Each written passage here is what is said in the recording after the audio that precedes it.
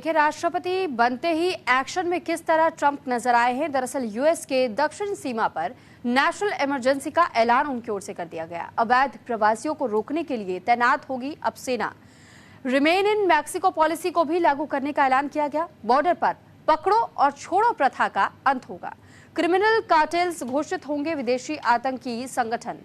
तो विदेशी गिरोह के खात्मे के लिए भी विदेशी शत्रु अधिनियम 1978 फ्री स्पीच के लिए भी अमेरिका में सेंसरशिप पर रोक रहेगी। अमेरिका में थर्ड जेंडर खत्म कर दिया जाएगा। केवल मेल और फीमेल ही होंगे। कोविड मैंडेट उल्लंघन के कारण ही निष्कासित किए गए तमाम कर्मचारियों की एक बार फिर से बहाली की जाएगी। मैक्सिको का नाम बदल करके गल्फ ऑफ अमेरिका का ऐलान हुआ।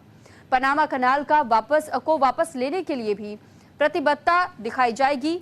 लोगों की समृद्धि के लिए भी विदेशी और देशों पर टैरिफ और टैक्स को लेकर भी एक बड़ा ऐलान ट्रंप की ओर से किया गया था। तो 30 मिनट का संबोधन और इस 30 मिनट में ट्रंप की ओर से ये जता दिया गया है कि अब किस तरीके से अमेरिका की तस्वीर बदलने वाली है, क्योंकि एक नए युग की शुरुआत आप इसे मान सकते हैं।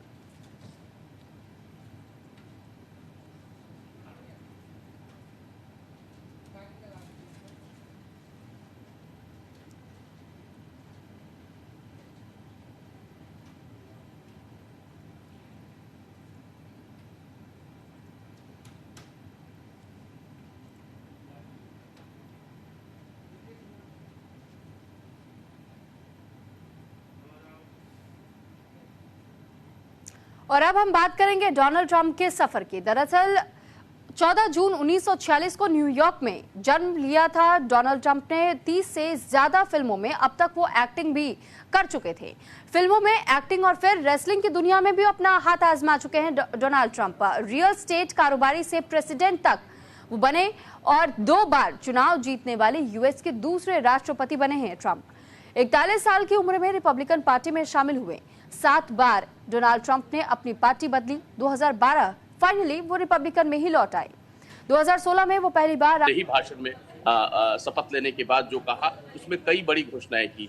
उसमें ट्रंप ने कहा कि वो जो अमेरिका का दक्षिणी सीमा है मैक्सिको से लगा, वहां वो राष्ट्रीय इमरजेंसी की घोषणा करते हैं। जो इलीगल माइग्रेशन है उनके लिए अब अमेरिका से वापसी आज से ही शुरू हो गई है और उसको लेकर सख्त कानून बनाए जाएंगे और उनको सख्ती से पालन किया जाएगा। इसके अलावा उन्होंने जो कुछ शुरुआती जो एग्जीक्यूटिव ऑर्डर दिए हैं उसमें WHO से बाहर होना है, पेरिस समझौते से बाहर होना है। ब्रिक्स देशों को उन्होंने एक तरह से संकेतात्मक धमकी दी है कि अगर ब्रिक्स देश जिसमें भारत भी शामिल है कुछ अमेरिका विरोधी अगर कोई कदम उठाता है तो अमेरिका उसका कड़ाई से सख्ती से निपटेगा। इसके अलावा ट्रंप ने जो वहाँ की ऊर्जा नीति है उसको बदलने के लिए उन्होंने घोषणाएं की हैं। कनाडा पे टैरिफ, मैक्सिको पे टैरिफ लगाने की 25% तक टैरिफ लगाने की बात कही है। अमेरिका, जैसा कि आपने बताया, अमेरिका में अब सिर्फ 2 ही जेंडर होंगे, मेल और फीमेल। थर्ड जेंडर को उन्होंने खत्म करने का आदेश दिया है। इसके अलावा जो जनवरी 2021 में जो ट्रंप के हारने के बाद जो अमेरिका में जो प्रदर्शन हुए थे कैपिटल हिल के, उनके जो बंदी थे, उनके जो दोषी थे, उनको रिहा करने के लिए और उन पे जो मुकदमों को खत्म करने के लिए उन्हें आदेश जारी कर दिया है।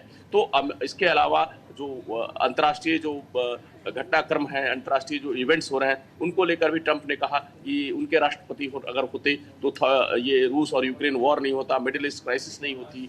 तो इस तरह से ट्रंप ने कई घोषणाएं की हैं और कई आदेश उन्होंने जारी कर दिए हैं। निश्चित तौर पे इसका आने वाले दिनों में न सिर्फ अमेरिका के लिए बल्कि दुनिया में उनका प्रभाव पड़ने वाला है।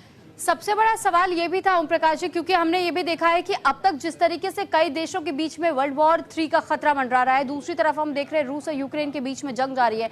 इसको लेकर भी एक बहुत बड़ा स्टेटमेंट ट्रंप की ओर से दिया गया था और ये कहा गया था कि मेरे राष्ट्रपति बनते ही मेरे कार्यकाल की शुरुआत होते ही न केवल अमेरिका के लोगों के हित के लिए हम काम करेंगे और अमेरिका को आगे बढ़ाने का काम करेंगे, लेकिन वॉर्स पर भी स्टॉप लगाएंगे। और थर्ड वर्ल्ड वॉर में जो इस वक्त देश एक साथ अब सामने आ रहे हैं, उनके बीच में भी कहीं ना कहीं मंथन के साथ में इसे रोकने की पूरी कोशिश की जाएगी। क्या वाकई माना जा सकता है कि ट्रंप का ये कदम इस वक्त बहुत अहम किरदार निभा सकता है और जंग रुक सकती है? देखिए, अमेरिका जो है निश्चित तौर पे ट्रंप ने जिस तरह से घोषणाएं की हैं, रूस और यूक्रेन वॉर को खत्म करने के लिए अमेरिका पहल करने वाला है। शपथ लेने के साथ ही रूस के राष्ट्रपति व्लादिमीर पुतिन ने ट्रंप को बधाई दी है और उन्होंने सकारात्मक संकेत दिया है कि वो अमेरिका से बातचीत करने के लिए तैयार हैं। तो निश्चित तौर पे और मिडिल ईस्ट क्राइसिस को लेकर भी जिस तरह से अपने पहले भाषण में ट्रंप ने कहा कि आज से शुरुआत हो गई है, वहां से जो हॉस्टेजेस थे उनको रिलीज करने का काम शुरू हो चुका है। तो आने वाले दिनों में जो मिडिल ईस्ट क्राइसिस है उसको भी खत्म करने में अमेरिका जो है मेजर रोल प्ले करेगा। लेकिन इस बीच बताऊं, जिस तरह से टैरिफ को लेकर या पेरिस समझौते को लेकर या ग्रीनलैंड को अमेरिका में मिलाने को लेकर या फिर कनाडा को लेकर या जिस तरह की ट्रंप ने घोषणाएं की हैं,